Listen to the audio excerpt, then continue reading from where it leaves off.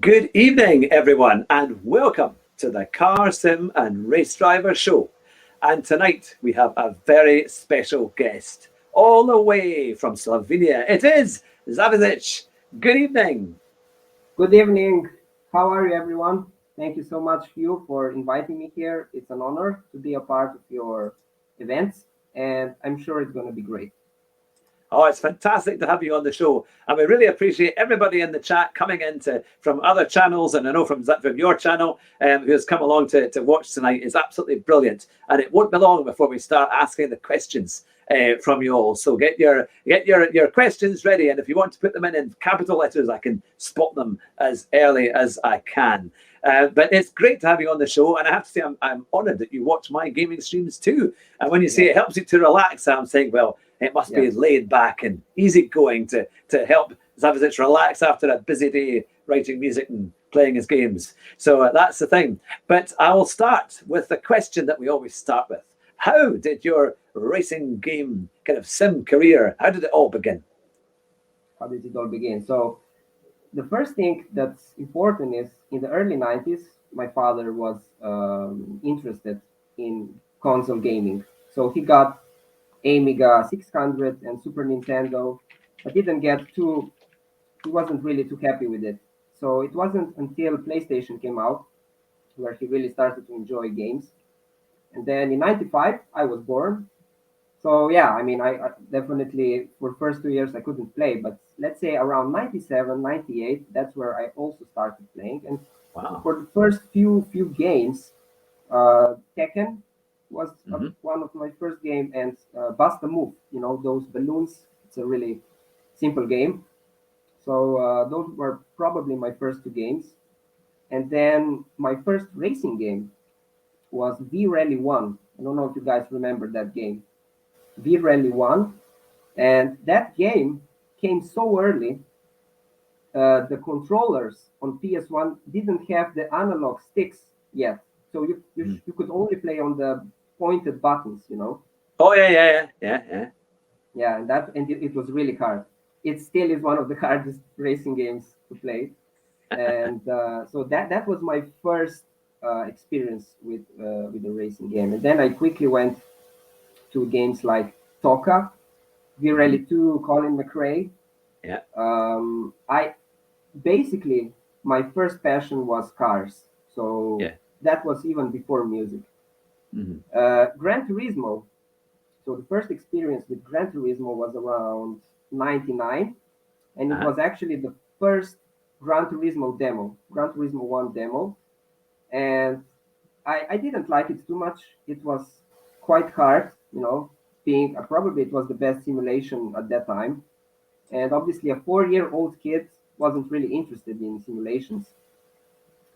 So my father picked it up more, and it became a tradition to buy every Gran Turismo title as soon as it came out. So that was like our main game for the whole history of our gaming experience. So, but it was not until like Gran Turismo 3 that I started kind of get better, get some consistency going on, try to do some license tests. You know, in every Gran Turismo you have license tests. But when I was a kid, I was more like into cars and the design of the cars. I like the look of the cars and not so much the driving experience. The driving experience enjoyment came much later when I grew up and started to enjoy the racing on a more enthusiastical level. Yeah. Yeah. So what kind of cars do you like then? Just on a wee quick question on that. Is there any particular car that stands out in terms of design that you think just looks fantastic? Nowadays, my dream car would be the Mark V Supra. Yeah, that's my dream. Quite a different design. Yeah, I love the Alfa Romeo Giulia. I think the Giulia is just a really nice. I do like that saloon. I've been fortunate enough to drive the Quadrifoglio version. Oh, that's nice. And it feels as good as it looks, you know, in the pictures. It's just it's an amazing machine. And I drove the Stelvio Quadrifoglio as well earlier in the year, and that was fun. But no, that's fantastic. So, what are your kind of favorite car and track combinations when you play GT Sport and games like that? In GT, it's really hard to say. So my favorite car class, is Group Two. My All favorite right. car Yeah. class is Group Two. So almost every track that you use Group Two, I love it. So Mhm. there's only a couple tracks that I don't like in Gran Turismo Sports. So Monza, Tsukuba, Goodwood, oval tracks, and Willow Springs. Those are the tracks that I don't like. Everything else I like. Yeah. And my favorite car class obviously is Group Two, but I also like Group One and Group Three, not far behind Group Two. It's just that Group Two is my favorite class because it still has kind of a shape of a car, because Group Yeah. One Yeah. already a space shuttle, Yeah. But Yeah. why I like Group Two is it's because it's an ultimate racing car. It has the shape of a real car, but it has amazing performance. Some say it even has a very similar performance to the LMP1 cars or LMP2 Yeah. cars. Yeah. Yeah, so that's why I like them. That's yeah, and I mean, because what's even you obviously you do an awful lot on Gran Turismo, and what do you think it is that kind of makes you like to play that game above any other? Because there are plenty of other games you could play, but that seems to be one that you like a lot. Yeah, so one of the biggest reasons is probably that I grew up with this game. So it's Mm. now a part of my life, basically. Second reason is because this game is the only game that presents the racing as an art. That's the only game that I felt that, presenting it in a really passionate way. Mm. Obviously, you have like a game like Assetto Corsa, which is in technical terms might be better, but I would just, it's not all about technical things in my view, So I want that the game gives me passion and inspires me to keep driving there, So that's what Gran Turismo give me every day. Ah, fantastic! No, that's great. Now we've got loads and loads of comments already coming in fast and furiously, and some fantastic comments have been made here. I especially like the ERT chimpanzee. He said, "I love Hugh's bald heads. Very sexy." Well, it's probably just a glare from the camera, but Yeah. I appreciate any nice comment like that. Is absolutely fine.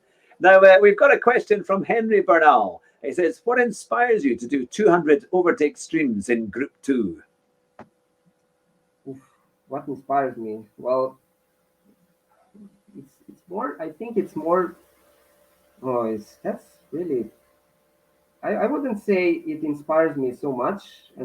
It's more like it's a challenge. It's a really hard challenge, and you have to be consistent. That I think that's the main thing. To do that, you have to be consistent. And Mhm. one of my strongest points is consistency, actually.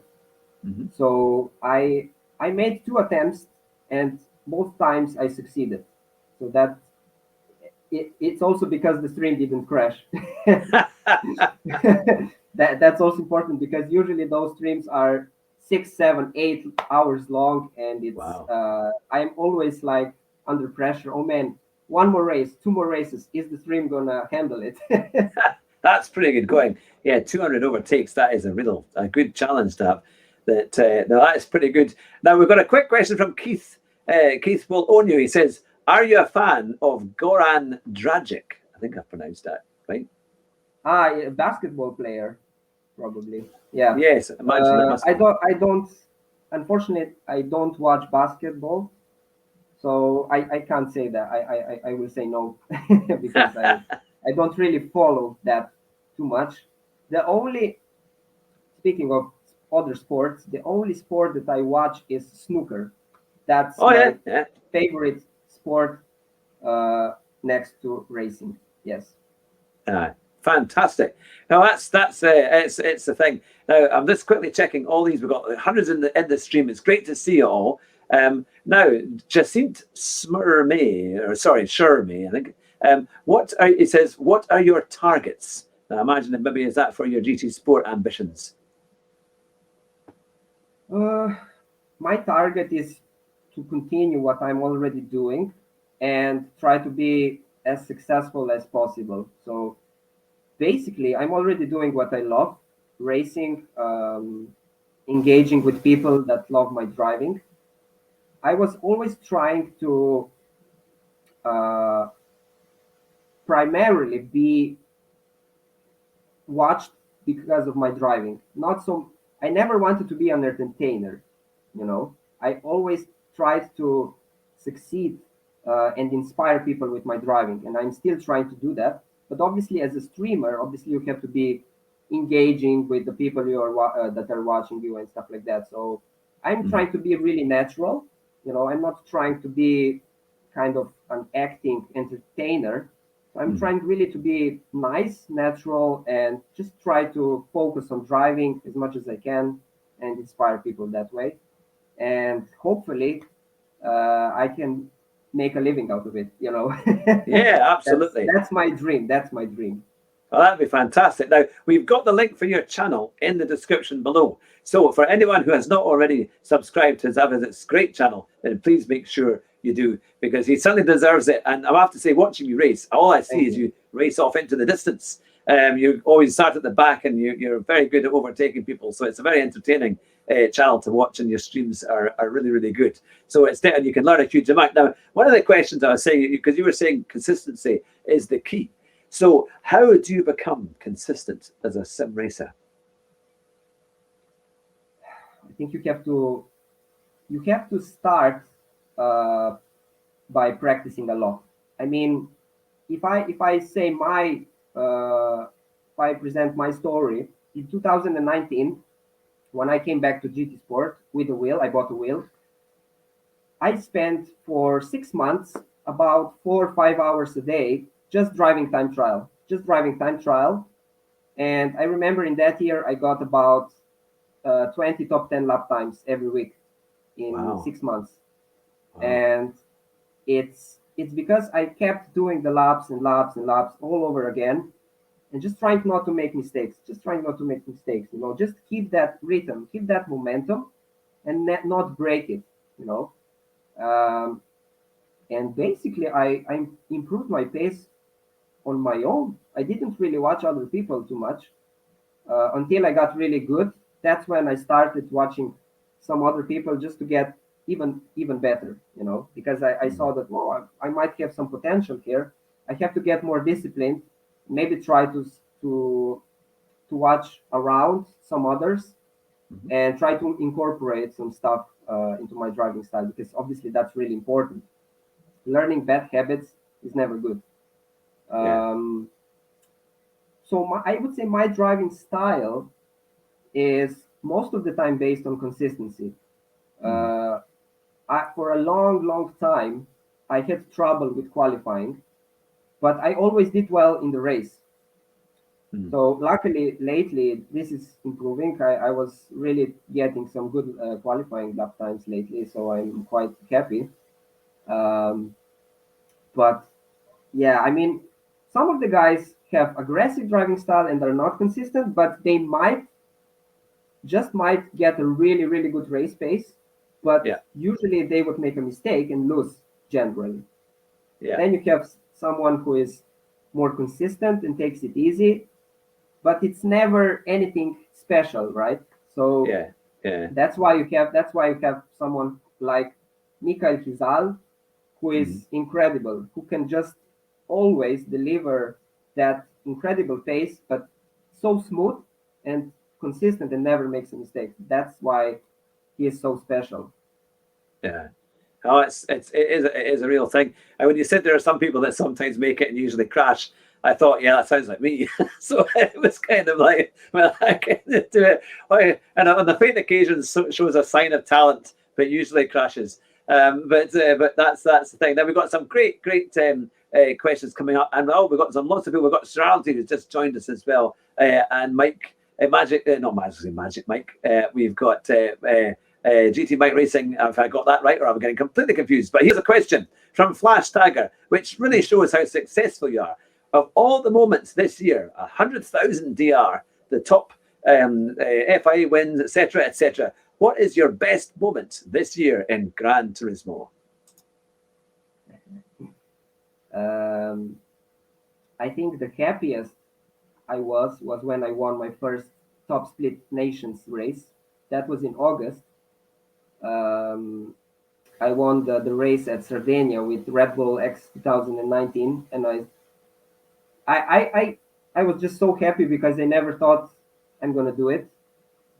But I think what I'm most proud of is the qualifying lap I made on the last round of FIA official series on Laguna Seca that we had last week. I qualified only 1,000 of a second behind Patrick Blajan in P2. Wow. Yeah, Wow. I did finish P4 there because it was the first time I qualified so high in such a world class lobby that I just couldn't. Yeah, I kept it really reserved, so to speak. I didn't want to risk that position that I just achieved on qualifying. So, but yeah, as that really connects to the previous thing I was saying. So I was struggling with the qualifying, and because I managed to get that qualifying lap, uh, I'm still really proud of it because I never thought. I started doubting that I'm actually gonna get a lap time like that ever. So that is my proudest moment of the year, but my happiest moment is when I won the nations race. Yeah, For the first that's time. fantastic. I mean, that is a big, big race to win, and also 100,000 TR. My goodness, I'm struggling on. I mean, on my newest PSN, I'm barely into about 26,000. I did get into A on my other two, but even Yeah, then, I'm but about.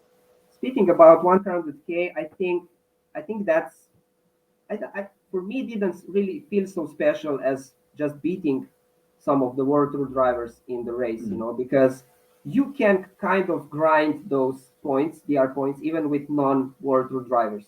So for me, Yeah, it definitely didn't feel so special as those FIA races.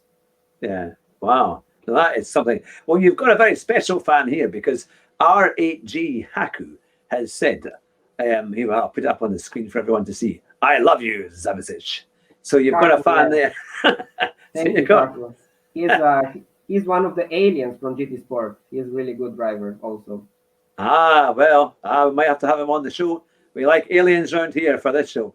But no, that's fantastic. Now, I will quickly select the next question. In fact, we had a question earlier on, and it was about how much practice do you have to do to get as fast and to be as successful as you are on GT Sport? I think, let's say, if I look at last race at Laguna Seca, I did for Nations, where I got the qualifying lap. Very good. I started practicing one day earlier. But I did practice that day, so it was Tuesday when I started practicing. Wednesday was the race. On Tuesday, I spent about 4 or 5 hours, definitely, because I knew that I started too late, and I just put my mindset that I'm gonna spend this day really disciplined for the race. Start in the morning, do time trial for 1 hour, then open the lobby and start doing testing the race, and then go back to time trial. So I definitely spent 5 to 6 hours there, and another maybe 2 hours on the race day. So that equals probably 8 hours. But I think it would be better to spend more days with less amount of hours each day. So I don't know. Let's say I would say maybe 1 to 2 hours each day. Yeah. If you really make a practice that's effective and not just go around the laps and not improve, really 1 hour is enough each day for 5 6 days, and you will probably get really close to your potential that you are at the moment. Yeah. Wow, But that's the thing. you have to make sure that practice is really organized, is really effective, so that you Yeah. can instantly see what you are doing wrong and try to repair that, or even ask someone else, how can I improve that? Am I doing this right? Am I doing this wrong? This is much more important than doing 100 laps wrong. Yeah, of making mistakes. That's probably what I do. I do too many laps and not really improve. You do a bit of improvement, but yeah, that's the thing. Especially my Group 3 performance. I definitely need Yeah. to get that one all sorted out. Here's an interesting question from Clay Mitt. And he said, will you be willing to relocate in order to qualify for FIA? Wow, that's so complicated to do. I think, I don't know. That's a big deal, isn't it? I don't It's know. I would love to qualify definitely, but I seem to be quite satisfied with the situation I am in right now, because even though I can't qualify, I can still race against the best in the world, right? So it's kind of enough for me. I'm not gonna be really disappointed if I'm never gonna qualify for the World Tour, because it's basically we are still driving against the same drivers that are there. yeah, I am, not everyone is, because you have to be ranked high enough to be in those top splits, obviously. Yeah, but no, I would not be willing to change the country or anything like that. If Slovenia gets accepted someday, then that's going to be great. But I'm not really going to spend time and energy doing that, because I'm doing in a really good spot right now. I'm really happy how the yeah. things are going, and yeah, just stay there and focus on the driving. I'm really trying to focus on the driving as much as possible. Yeah, yeah. Oh, fantastic. Now, in the pre-interview, in I would say, let's say the green room, but we don't really have a green room. It's a kind of virtual green room. You were saying that you've had a great experience because of what you've been doing in GT Sport, and then you had a chance to drive a real day in driving, and lots of things happened. So it sounded fantastic. So reveal to us what happened Okay, when you went that's to drive real cars. that story is incredible. So last year I got an email from Porsche Slovenia, and they said something about being interested in making racing content with me, and they left a phone number. I thought they Wow. made a mistake. I would like that. I would phone back. Yeah, I thought they made a mistake. So I called them, and it turned out to be true. They wanted me to create a content with them, and it turned out that we went to Red Bull Ring, and they gave me Porsche Taycan to drive there. Incredible. And then Wow. obviously they wanted me to talk about transferring the sim racing knowledge to the real thing. And Mhm. that was a really interesting story. So I did that, and I was so happy and excited and kind of scared also. I was Yeah, driving a yeah. 600 horsepower car on Red Bull Ring, Wow. uh, with 3 seconds from 0 to 60 miles per hour. That was incredible. Yeah. Yeah. And so what was really interesting for me is that I did 1, 2, 3 laps, and I was already feeling quite confident. Uh-huh. That's because I was using really similar lines and braking points and acceleration points out of the corners as I would do in Gran Turismo. Because I also did some practice before. You can do that combo, right? You have Porsche Yeah. Taycan in the game and Red Yeah. Bull, so I tried that.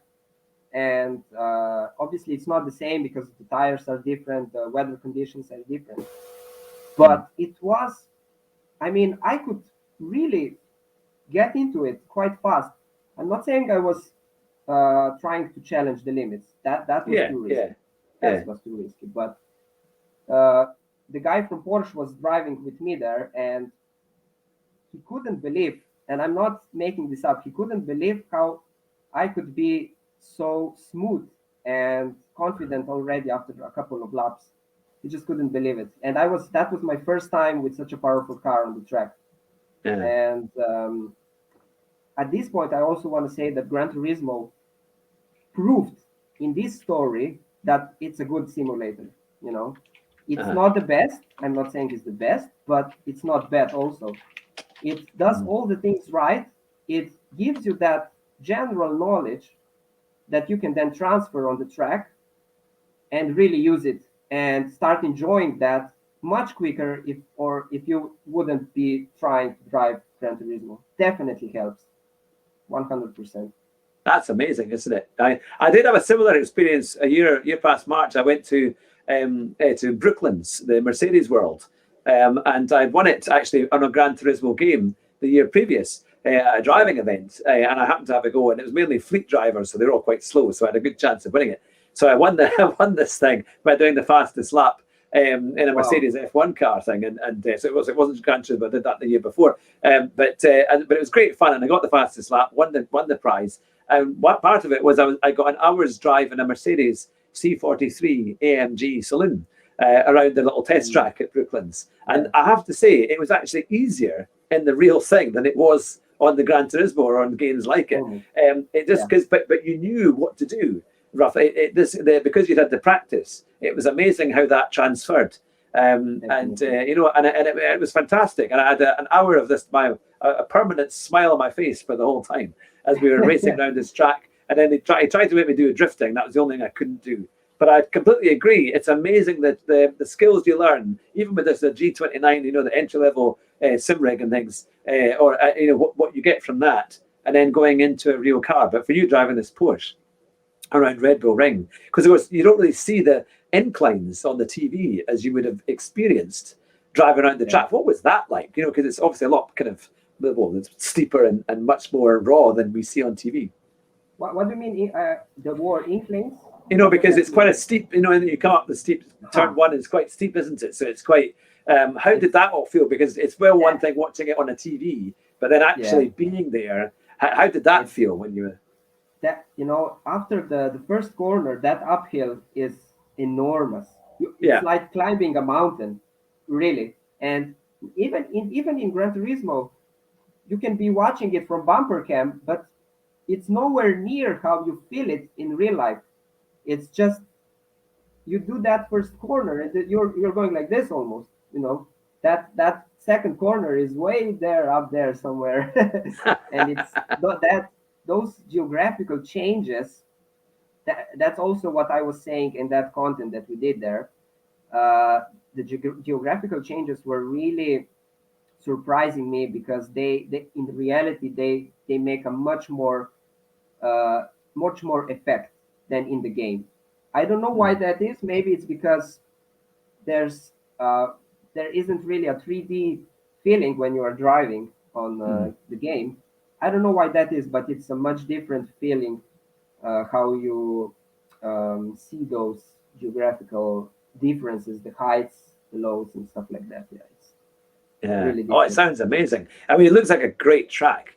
I always remember last year watching the Formula One from there, and of course it was when there were no fans, but some very smart fans had managed to go outside the circuit at the top of the hill, almost in the mountains, and they were watching over the fence basically to see the cars go, as close as they could get their eye to see what was happening. And it did look amazing. So it does show you, I think, maybe compared to other type of games, racing games really do make a difference. And the way sim racing is going, I think it can only get better and better. And now Caroli Evans has said, look at this, 495 subs, 5 to go. Nice. And there's a special prize. Go on, there's a special prize. So I already subscribed, so I can't anymore. I see the special prize. If we hit 500, it's going to go to one of you lucky viewers today, one of the subs. So if I call out your name, you better make sure you've subbed. It just sticks on the wall there on the back there. So that could be coming out to you if we get to 500 during the show. So here we go. Now, we have said, I'll get some more. Yes, from R.G. Haku, he says, how old are you, Zavisic? 26. 26. That's a young thing. 20 years younger than me. My goodness. Now, let's see. A question. Again from Keith Wolonia. He says, you train drivers. Are you thinking of having a race driving team, like a club to represent Zavisic Racing? Not really. I'm not so much into that kind of stuff. I personally, my character is like, I want to do my own thing, usually without any help of others. I don't know. That's just my way of doing it. And obviously, if I was having a team or something like that, that would mean a lot of responsibility. And I'm not really a person for organization and responsibilities. I'm more like a creative person that does his thing and try to inspire others. So that's my way of life, definitely. Fantastic. Now we have breaking news.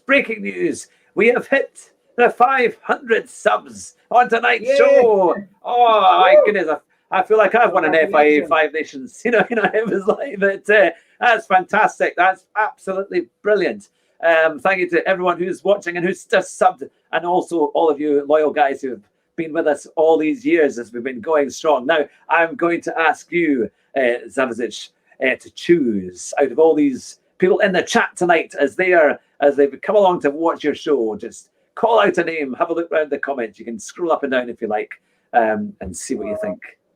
Okay. Just make sure it's none of our admins. I'm not giving away any prizes to my admins. Who should I choose? Oh my God. You can't give me that. Oh, I can't do that, man. I'm not. Close your eyes and click on a comment. And there we are. Can I do that? I mean, how can I do that? Okay, I'm gonna you click close on my one? eyes and I'm gonna scroll up. I'm gonna scroll up, and then I'm gonna put the mouse on, and let's see what the mouse is on. The mouse is on Surreality. Oh, Surreality. he won the last one. Oh He my won the God. last Okay. one. Okay. Then okay, let's say okay, Henry Bernal is the next comment, so he should be the one. Henry Bernal. Excellent.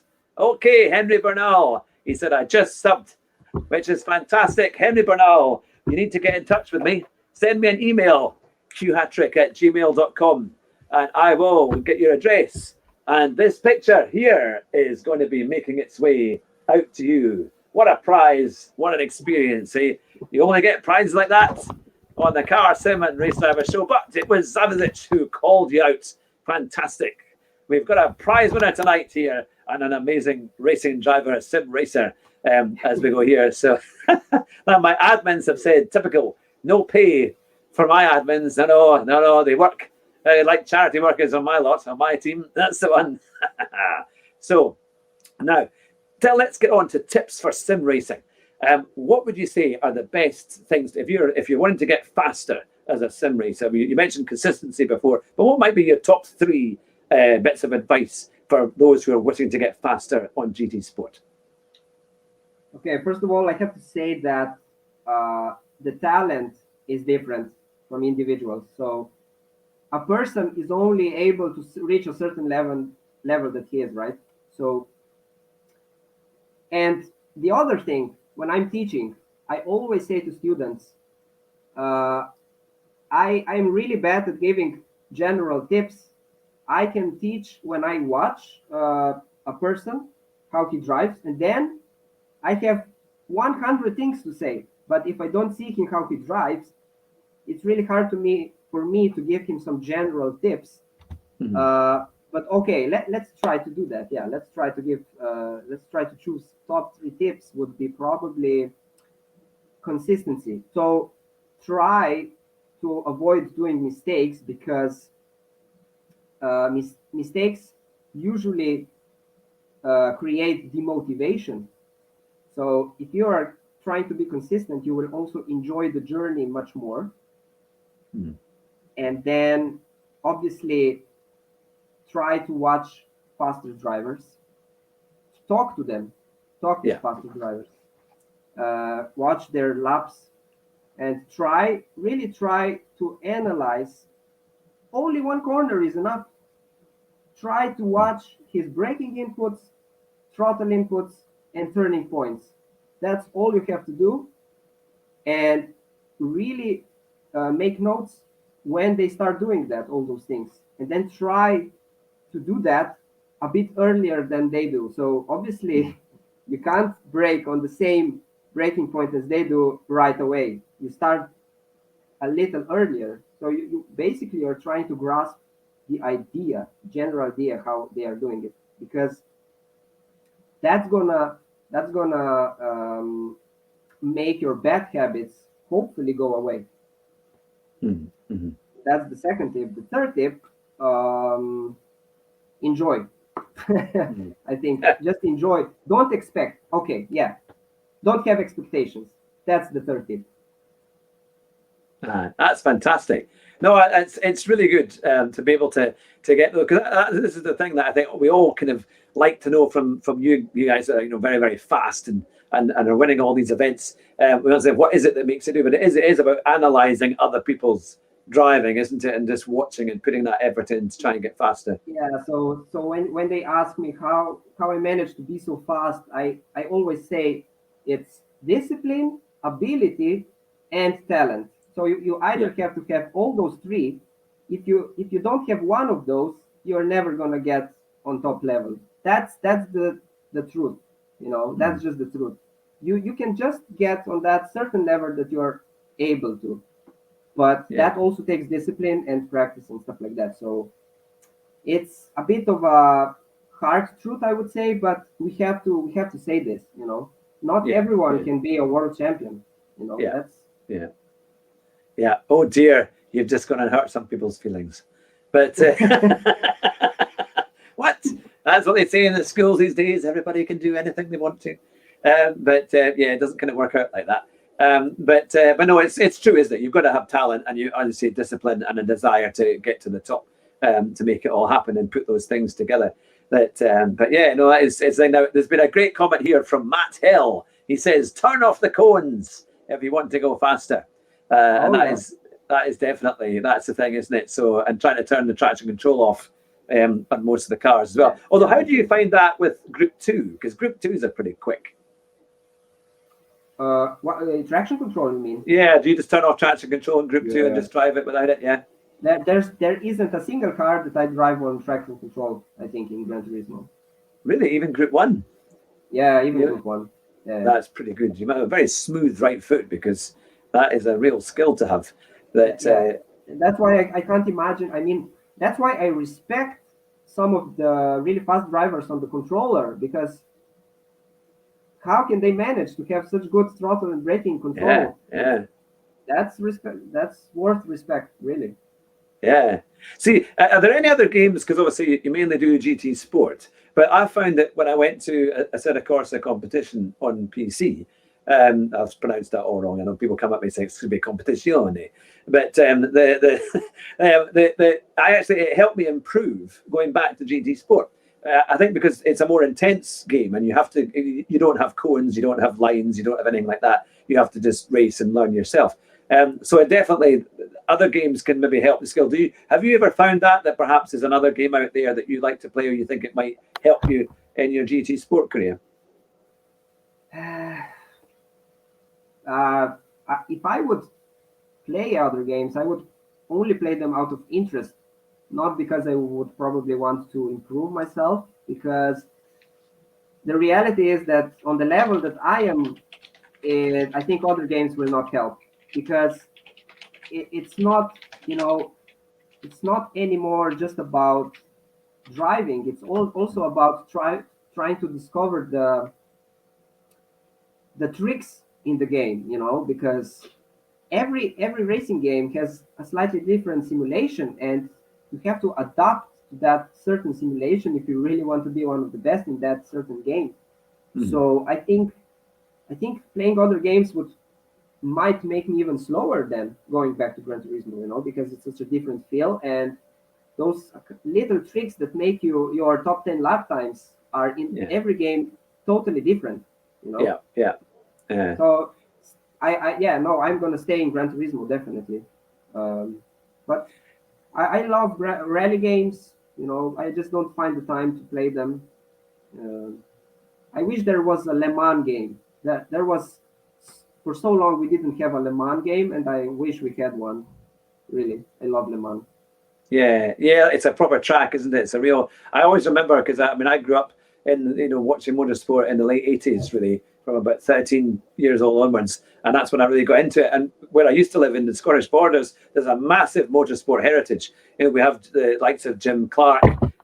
We had Andrew Cowan, who was a rally champion. We've had Louise Aitken Walker. So we've had a great range of racing drivers, rally drivers. And I remember going to, my father was a doctor, and he went to visit a patient one day, and he said, "You need to come with me," because he knew I was mad about cars and racing.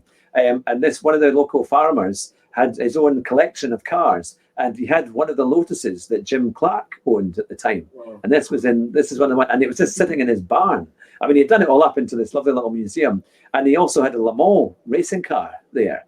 And this was, it was, I was only about 13 at the time, so I'm trying to think when it was. It must have been an early, maybe like a 70s car. It looked, because it had kind of quite big wings and all that kind of stuff. So it was certainly a classic at the time. And I thought, I don't know if it was his or if it was somebody else had lent it to him, or, to put in this little museum. But I mean, it just seemed awesome. And I got to sit in it. Plus, I got to sit in the Jim Clark's car as well, which was just awesome, Wow.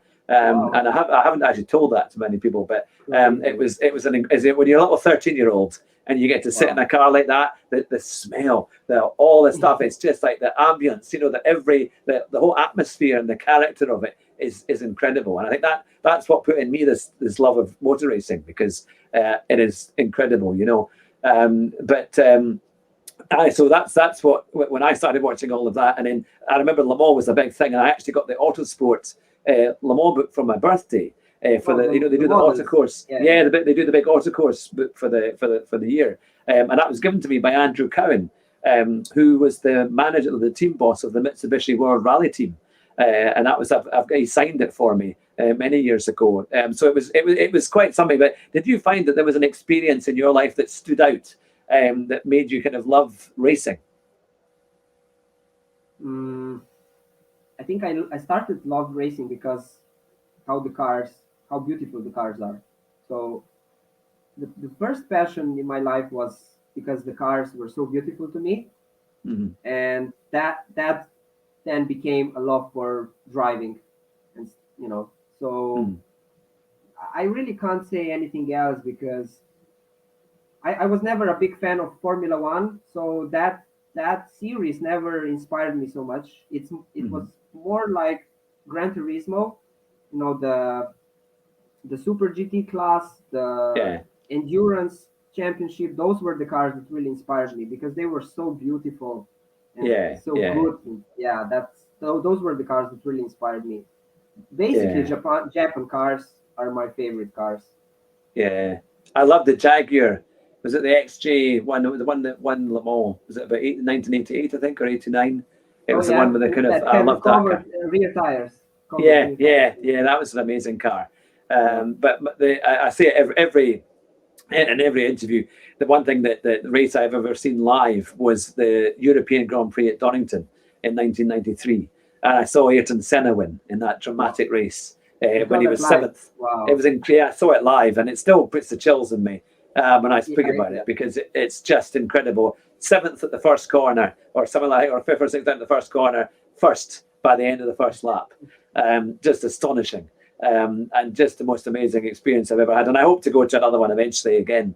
But yeah, no, I think that's what gives you the thing about motor racing. That's why these racing games are so good, because they give you that experience to have a go and to imagine what it's like. I think now that I remember what actually maybe inspired me also was the racing movies. So when I was a kid, I liked to watch the Fast and Furious 1 and 2. Those were the times when Fast and Furious was still focusing on the cars and racing. Not today, it's a totally different story. But at that time, when I saw the Nissan Skyline in the movie, the R34, the greatest car of all time, that was just, I could watch a scene where Paul Walker was driving that car for 10 hours. That really inspired me.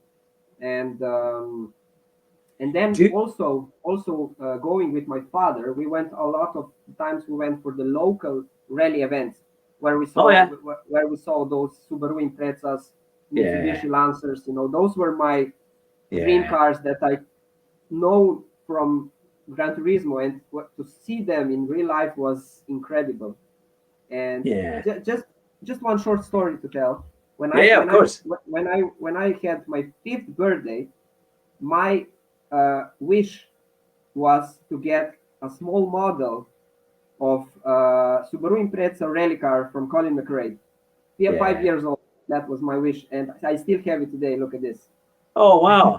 Yeah, it's not the original shape anymore, but I still have it. And imagine a 5-year-old kid wanting a Subaru Impreza rally car. And they were so good in the early GT Sport games or GT. They were so good driving those cars, wasn't it? That was the thing. You would do it into 2 o'clock in the morning, doing all of that and playing these games, and that was the thing. Now we've got a musical question, and I've seen that Keith has actually asked it twice. So let me quickly put it up here for you. What do you use for music, Ableton or Pro Tools? Reaper. It's called Reaper. It's an open source program. So it's my father has more knowledge with that, but that's the program it's used for recording the music at home. Yeah, Reaper. You can check it out. You will see. Yeah, that's the thing. Now, here we are. Fuza has said, I'm always having goosebumps when I hear the sound of the RB26 in this Paul Walker's driving scene. That's definitely, there's scenes in certain. I used to love Gone in 60 Seconds when they took out the old Mustang, and that was always a great experience. That now, here we go. ERT Chimpanzee has said, I don't love F1. Rally is much more exciting. Yeah, I think especially World Rally is pretty good, isn't it? And some of the cars are amazing. Yeah, so let me look at it. I mean, I wouldn't say watching rally is exciting because it's always one car just doing a stage, but why people watch it is because they like the cars, they like the driving experience. It's a more enthusiastic sport, sport. So Formula One is made for the masses. That's a motorsport made for the masses because you have a 90-minute race with everyone on the track, and that's immediately more appealing to a more bigger variety of viewers. Yeah. Now, as you like Le Mans cars and you the kind of space age looks of all of that, here's a question for you. What do you think of the Ferrari Enzo FXX? Have you ever? Yeah, I'm sure you will have seen one. Yeah, so that's basically a second version of the Enzo, right? It's a kind of sporty one, kind of race series type thing that people could arrive and drive at the racetrack with. What do I think? I mean, have you heard? You should watch a Goodwood video of how it sounds and how it looks, because its V12 engine is incredible. I drove it on Gran Turismo 6 or Gran Turismo 5. Yeah, and I think it's coming on the next one as well. It's probably coming on the next one. Yeah, back. So I don't know what to say really about that car.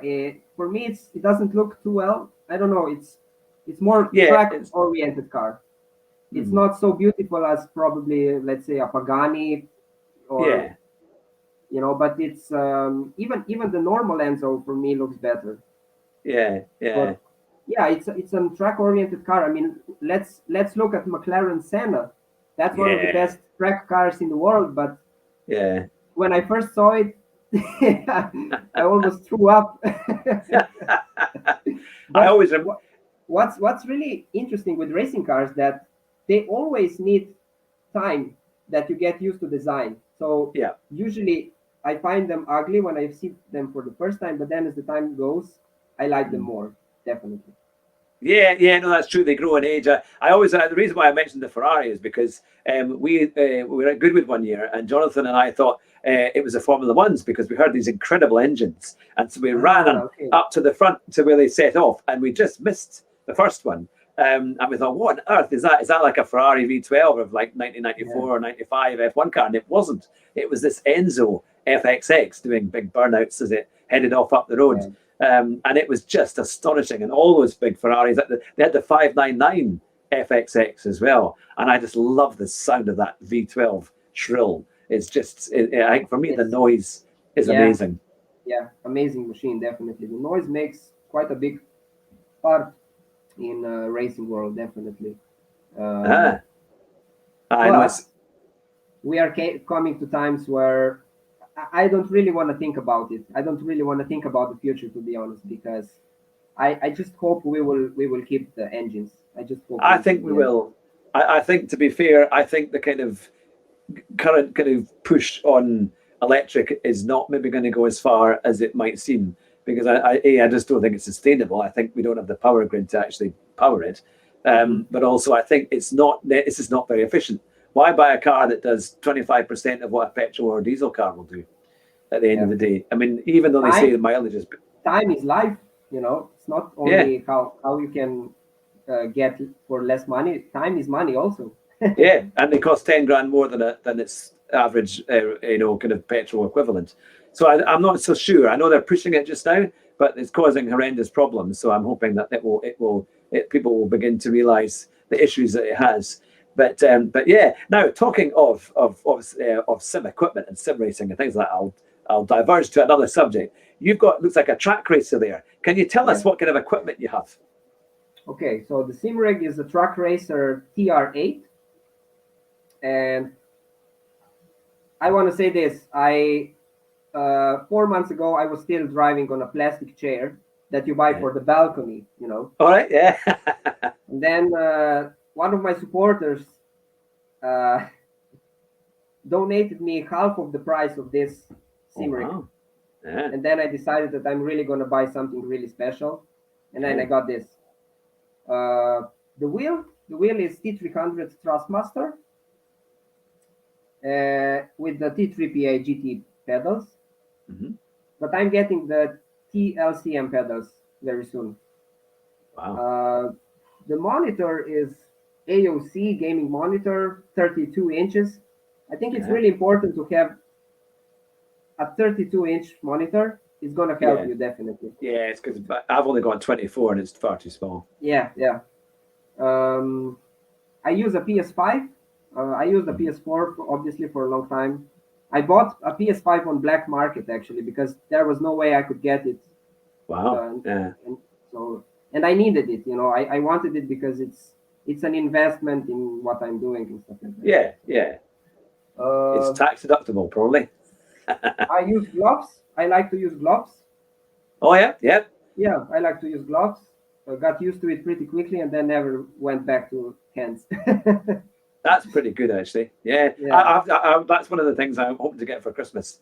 I put it on the Christmas wish list. I get a pair of racing gloves and that. So my wife thinks I'm crazy, and that she comes in saying, "Steering wheel and pedals. What are you, a little boy?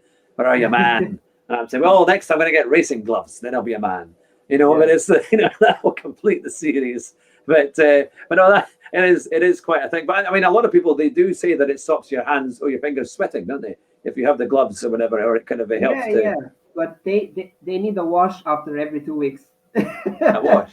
Yeah, you need to wash them because they start smelling really bad because of the whole sweat. At least my hands are really sweaty really soon. So yeah. That's good. Now, going on to GT7, this is the big question. There's been a few reveals. People are getting a little idea of what's coming. Now, you've got a PS5, so you'll be ready to get the game and have it all working and sorted out. But what are your PS4 expectations? users can also get them, That's true. But for PS5, you're going to hopefully have the best, look at it, because you have the best equipment to use it. What are you expecting from GT7? Okay, so I made I made some notes actually. So I'm gonna say certain things that are gonna be. So the certain things I think will be more tracks, also with more original tracks. Obviously, the old school layout is gonna be back of the menus. Yeah. And offline mode is gonna be back. An original offline mode with some events like beginner, amateur, expert events, and then they will probably add rally events and endurance events, just like it was in the first few titles. And I think they will keep daily races and FIA races as it is in GT Sport. Now, going to my predictions, I think there's going to be around 500 cars. There's going to be probably more cars than in GT Sport, but I'm not expecting a really big number like 800, 900. No, I'm expecting something like 400 or 500 cars. I'm expecting slightly better physics because they should be. Yeah. And obviously more detailed graphics. So that's what I'm expecting. My personal wishes is that they introduce endurance online races. That would be amazing. Like 1 hour long daily race. Yeah. Once per day or something like that. Yeah. That would be amazing. Better artificial intelligence drivers. Yeah. GT Sport, the worst. And then I think what's really important for me is that they focus on the latest generation racing cars. So GT Sport cars are getting really old now. Yeah, The game is old for years, and for instance, like Corvette, we still have Corvette C7, the old Aston Martin, the old Ferrari. Everything is old now, one generation at least. So I hope that they will really put every car that's latest model, and not really pay too much attention with the road cars, because the racing cars are the ones that are really interesting to drive. So two more things that I want to be improved is open lobby connection and penalty system. That's what I want. Because what's your view on the current penalty system in GT Sport? Because to some it says, well, okay, people can drive pretty recklessly, but they will get put down afterwards. I think it almost doesn't work. Like you can drive off, and it's almost like there isn't a penalty system at the moment. Usually we get penalties only with track limits. That's it. I think they should bring back a little stronger contact penalty. But personally, I prefer this one over the too strong contact penalty, because we would get a penalty for nothing. So it's still better to not get a penalty than get a penalty for nothing.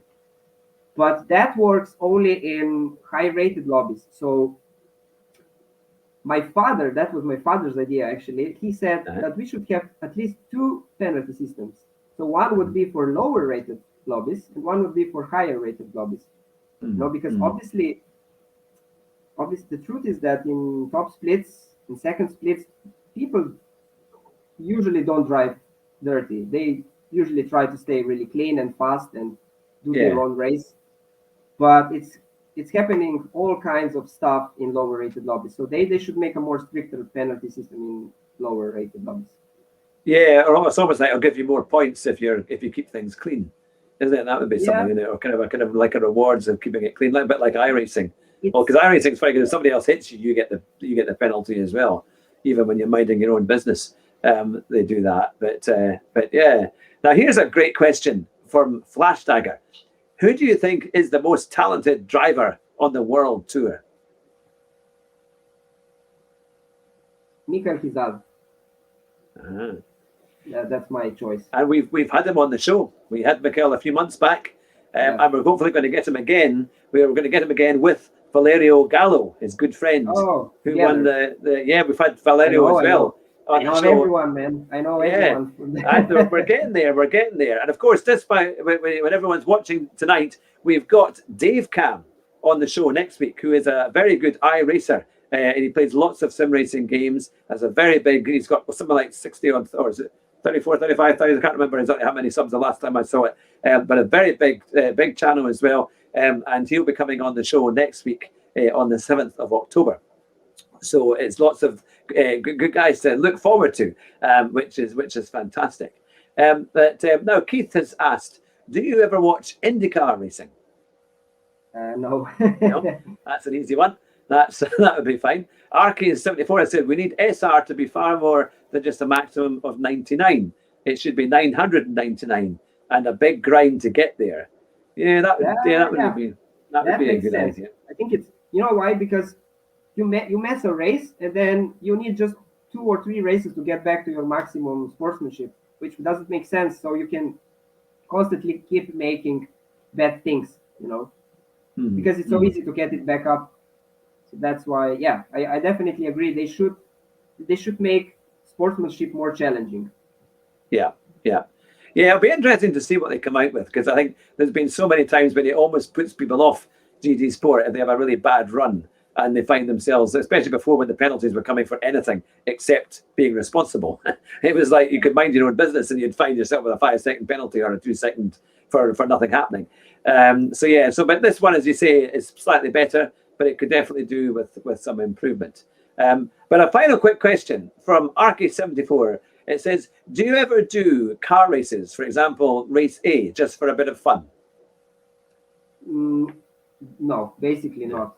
Because I just tend to focus on daily race C usually, and just try to stay focused there and do my best. I almost never enjoy race A because usually there are road cars, and I just don't enjoy driving them.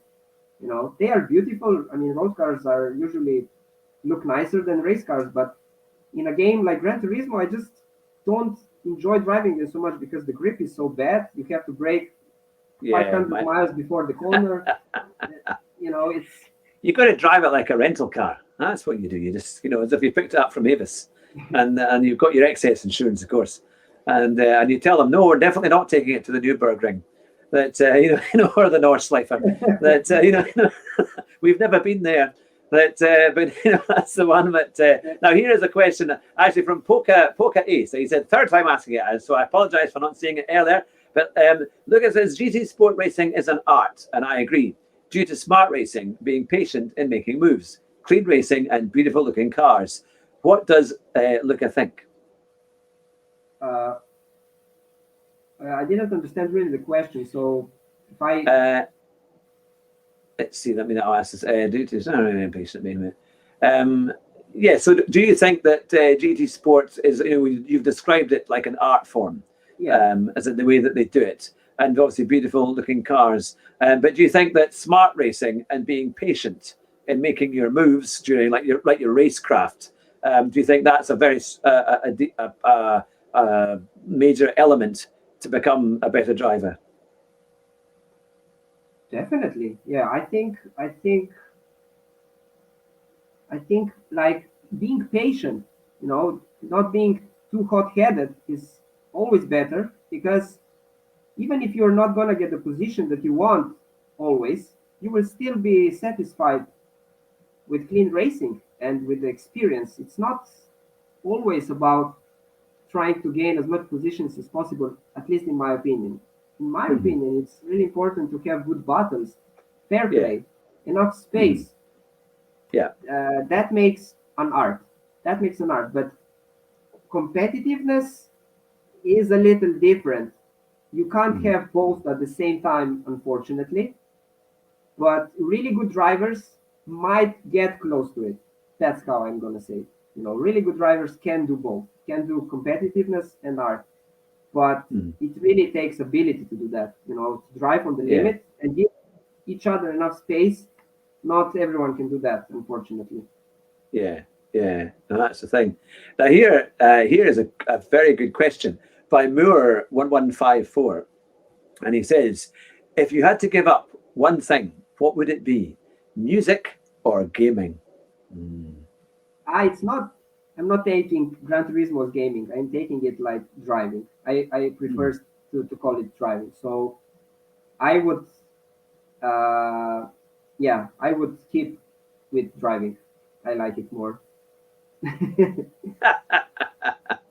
And that's the thing. And now there's another question here from Clement. What percentage of top drivers do you think use load cells? Ooh, that's a hard question. Yeah, that is a tough one. Because we can't really know that. I mean, I might know a couple of guys what they're using, but that's it. So I know that World Tour drivers are usually using the TGT, and not until recently they were probably using T3PA pedals because that was in the set. So I would say like 50-60% would be using either TGT or T300. I would say there's a lower percent of Fanatic users. But I'm not really sure who uses load cells and who doesn't. I mean, I don't know.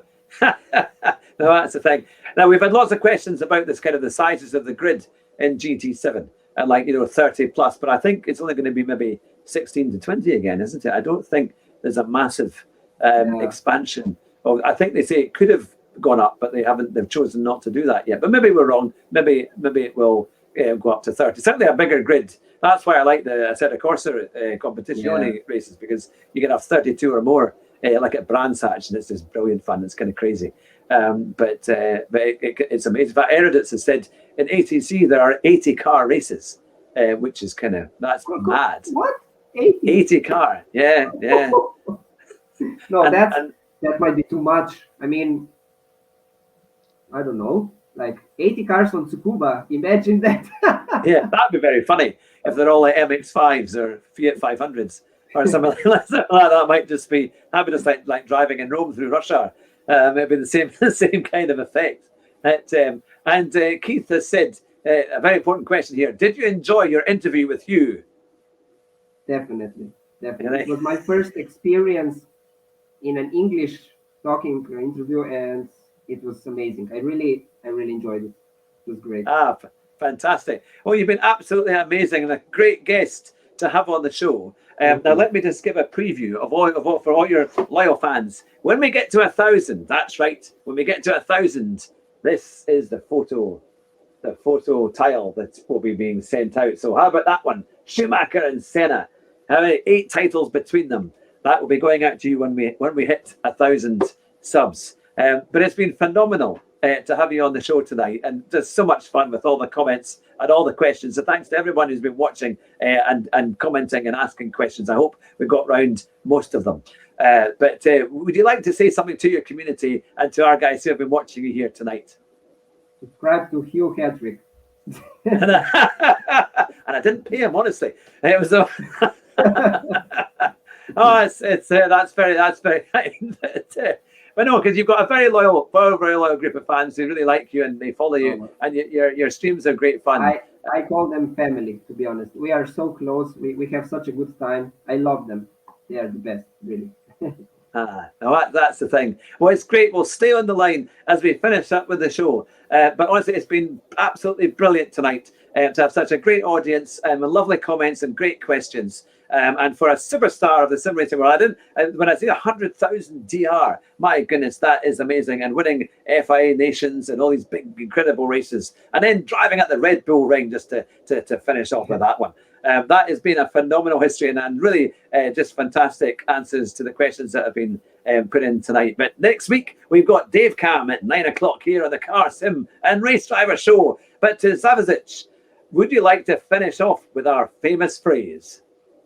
Drive fast and try not to crash. That's it. That's fantastic. Take care, everyone, and we'll see you soon. Bye just now. Bye-bye.